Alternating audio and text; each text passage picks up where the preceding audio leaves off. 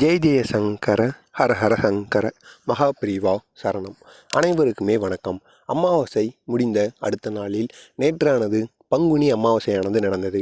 இந்த பங்குனி அமாவாசையானது மிகவும் ஆபத்தான அமாவாசை என்று அழைக்கப்படுகிறது. அது மட்டும் இல்லாமல் நம்ம பங்குனி அமாவாசை மட்டுமல்ல, எல்லாவித அமாவாசையிலையும் நம்ம திதி கொடுக்கறது போன்ற செயல்களை வச்சுருப்போம். அப்படி திதி கொடுக்கறத விடவும் நம்ம சில பொருட்களையும் தானம் செய்யலாமாங்க. இப்படி நம்ம தானம் செஞ்சுட்டு வந்தோம்னா நம்மளுடைய வீட்டில் மிக பெரிய அளவில் நன்மைகள் நடக்குமா. நீங்களும் இந்த செயலை பண்ணிட்டு வாங்க. அது மட்டும் இல்லாமல் அமாவாசை முடிந்த அடுத்த நாளில் நம்ம இந்த ஒரே ஒரு பொருளை காக்கைக்கும் பசுமாட்டுக்கும் நம்ம தானம் பண்ணணும்னா இதனால் மிக பெரிய அளவில் நமக்கு புண்ணியம் சேருமாம். காக்கைக்கும் அதுக்கப்புறமா பசுமாட்டுக்கும் இந்த ஒரு தானத்தை பண்ணியிருந்தாலும் நம்ம மனிதர்களுக்கு இந்த வெள்ளை நிறத்தில் இருக்கக்கூடிய இந்த 3 பொருட்களையும் நம்ம தானம் பண்ணணுமாம். இப்படி நம்ம பௌர்ணமி முடிந்த அமாவாசை முடிந்த அடுத்த நாளில் இந்த ஒரு செயலை மட்டும் நாம் செய்து விட்டோம் என்றால் இதனால் மிக பெரிய அளவில் நமக்கு நன்மைகளானது ஏற்படுமாம். எனவே தவறாமல் இந்த ஒரு செயலை நீங்களும் செய்யுங்க. உங்களுக்கு தெரிந்த நண்பர்கள், உறவினர்கள் அனைவரையும் இந்த ஒரு செயலை செய்ய சொல்லுங்கள். இதனால் மிக பெரிய அளவில் நன்மைகளானது ஏற்படும்.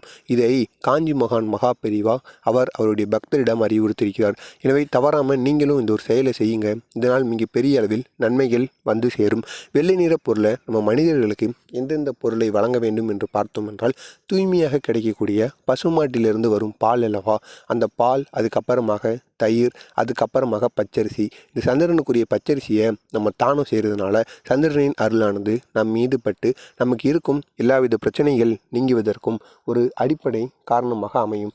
எனவே தவறாமல் நீங்களும் இந்த 3 பொருளை மனிதர்களுக்கு தானம் பண்ணிட்டு வாங்க. அது மட்டும் இல்லாமல் இந்த பங்குனி மாதத்தை நம்ம எடுத்துக்கொண்டாலே வெயிலானது அதிகப்படியாக அடிக்கும். அப்படி அந்த வெயிலானது நமக்கே இப்படி இருக்குன்னா வாயில்லா ஜீவன்களாகிய காக்கைக்கும் பசுமாட்டிற்கும் அதுக்கும் இந்த வெயிலின் தாக்கம் அதிகமாகவே இருக்கும். எனவே அந்த 2 உயிரினங்களுக்கும் குறைந்தது இந்த 2 உயிரினங்களுக்காவது நீங்கள் வெயிலின் தாக்கத்தை குறைப்பதற்காக தர்பூசணி பழம் இருக்கல்லவா, அந்த தர்பூசணி பழத்தை வாங்கி உங்களது கைகளால் நீங்கள் வைக்க வேண்டும். அதை காக்கையும் பசுமாடும் சாப்பிட்டு போயிடுச்சு அப்படின்னா இதனால் உங்களுக்கு இருக்கும் முன்னோர்களின் சாபமானது நீங்கி விடுவோம். எனவே இந்த 2 தானத்தை மட்டும் நீங்கள் பண்ணி பாருங்கள். இதனால் மிக பெரிய அளவில் நன்மைகள் சேரும். இன்றைய நாள் முடிவதற்குள் இந்த ஒரு தானத்தை நீங்களும் செய்யுங்க. உங்களுக்கு தெரிந்த நண்பர்கள் அனைவரையும் இந்த ஒரு தானத்தை பண்ணிட்டு வர சொல்லுங்கள். மறக்காமல் நம்ம சேனலுக்கு நீங்கள் புதிய பார்வையாளராக இருந்தீங்கன்னா மறக்காமல் நம்ம சேனலை சப்ஸ்கிரைப் பண்ணி வைத்துக் கொள்ளுங்கள்.